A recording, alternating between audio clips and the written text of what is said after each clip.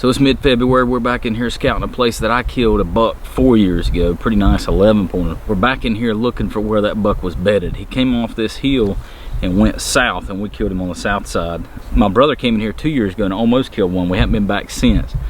So right now we're trying to find where he's bedding and find his trails that are going out to these crop fields on private behind us. So we're on a steep drop off right here, and this is obviously his trail. We've already, in a span of about 20 feet, found 4 or 5 this size coming off on this one trail. He's basically stopping right here.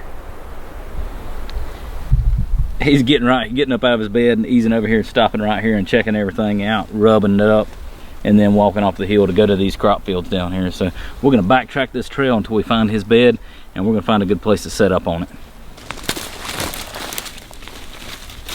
He just got a slick trail where he's coming back and forth right through here, hitting these big old trees.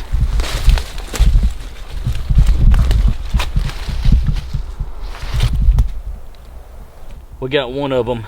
He's in his bed. He's rubbed up these trees year after year. Look right here, there's a fresh rub and an old rub. Look right here. We got 1, 2 more. We got all these briars are eating down. Got a good little flat space. He's got the thicket behind him, the wind coming over his back, and he's staring out into these crop fields down here below. And you can see all the hares right here. There's hares, there's some scat, but there's a couple hares right here, see? Let's bring it up to the camera. So he's using this bed a lot. Now we gotta figure out how to set up on him, which is not gonna be easy. There's a reason he's gotten old sitting here.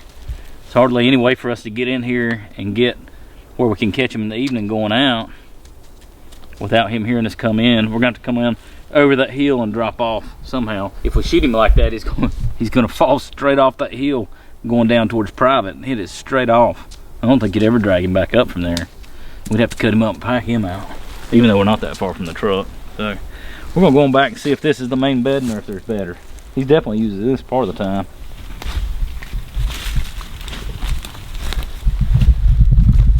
Scat every 3 or 4 feet through here, and he's got 3 or 4 beds just 20 feet apart coming all the way down this trail. This is his core area, and he's got some big trees tore up in here, tall trees, and you can tell they've just done it year after year after year. Rubs down there too. I hope now y'all see why I wear this silly hat when I'm scouting or I'm going through these thickets. Get briars and limbs in your face. It's just thick. You got to get all the way down, and you can't walk upright. But here's another bed. He's got at least 10 beds so far, all in a 30-yard area, and there's just scat everywhere. He's using this all the time. I'll show you. You can see where he just walks from bed to bed straight through here on the side of this hill. And we're kind of on a point where it's coming off.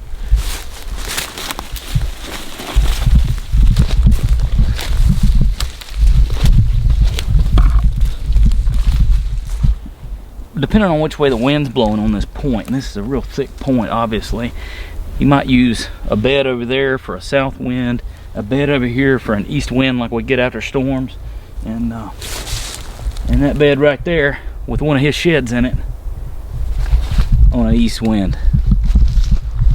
That one's not a fresh one by any means.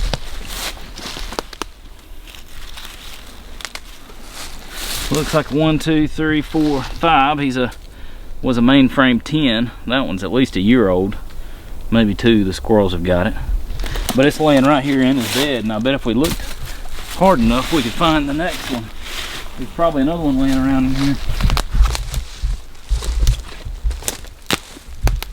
Oh, look, his bed's even lower at all. Here's one of the main trails.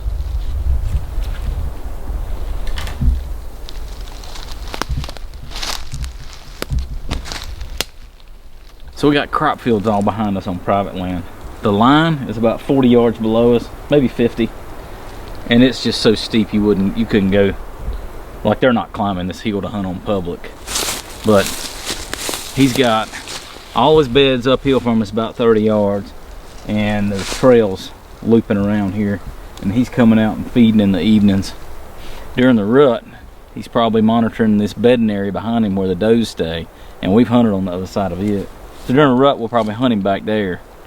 But early season, maybe once a month, we might try to slip in here real quietly off the back side of this hill and ease around and see where the best, freshest sign is and where he's coming out. And if we can slip in here quiet enough and get up, we might be able to catch him coming down this hill to feed early season. During the rut, we killed an 11 pointer off the back side of this hill, about 150 yards from here. Does came around through here, he heard them and came off the side of the hill to investigate, and we popped him. So he was bedded right up in here, and it was quiet that day. He heard it and just eased off the side. So this is where he came from. He's hanging on my wall right now. Slickest trail on this property.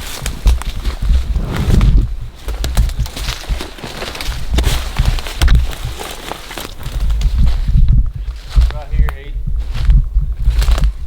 Right up in here somewhere. It's open right up there. When there's what, 4 trails right through here within 20 or 30 yards? Anything out of the south, that's going to be perfect. Because the wind, he's going to be coming around here, and the wind's gonna be blowing that way. We're gonna be golden. Be monitoring the doe traffic down here in this doe bedding area behind me. During the rut, we'll probably set up on this side, on these 2 trails, and the top out of that pot or that pine right there. And then early season, when he's going to feed, we'll probably set up in them oaks going on the side where the fields are, and we'll just try him a couple different times. But we try it a couple years in a row, we'll kill one here. Mornings over on this side, evenings on that side.